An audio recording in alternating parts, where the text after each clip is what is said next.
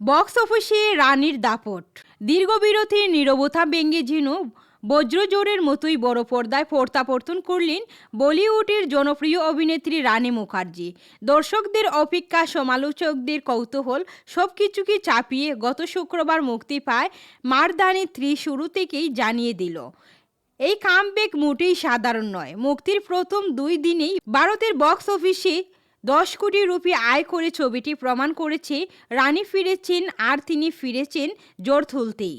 ভারতীয় গণমাধ্যম সূত্রে জানা যায়, পরিচালক অভিরাজ মিনাওয়ালা পরিচালিত এই ক্রাইম অ্যাকশন থ্রিলারটি প্রথম দিনেই আয় করে 4 কোটি রুপি। তবে দর্শক ও সমালোচকদের ইতিবাচক প্রতিক্রিয়ায় দ্বিতীয় দিন শনিবার আয় বেড়েছে প্রায় 50%।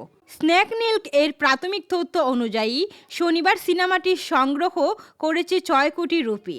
ফলে মাত্র 2 দিনেই সিনেমাটির মোট আয় দাঁড়িয়েছে 10 কোটি রুপিতে।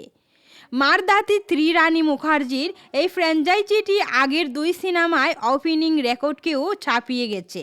এর আগে মারদানি 2 মুক্তির প্রথম দিন 3,80,00,000 রুপি এবং সিরিজের প্রথম সিনেমা মারদানি 3,40,00,000 রুপি আয় করেছিল।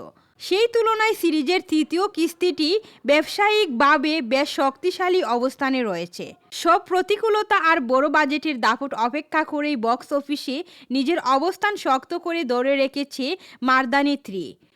সানি লিওনের সুপারহিট বর্ডার 2 যখন মাত্র 9 দিনেই 250 কোটি রুপির মাইলফলক ছুঁয়ে ফেলেছে, তখনও রানী মুখার্জির সামাজিক প্রেক্ষাপটের এই থ্রিলারটিও প্রমাণ করেছে শক্ত গল্প আর দৃঢ় অভিনয়ের সামনে কেবল বিস্ফোরণ নয়, বাস্তবের তীক্ষ্ণ সত্যও দর্শককে টানতে পারে।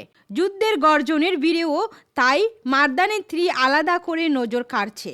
রানীর এই প্রত্যাবর্তন যে দীর্ঘ দৌড়ের গোড়া তা স্পষ্ট।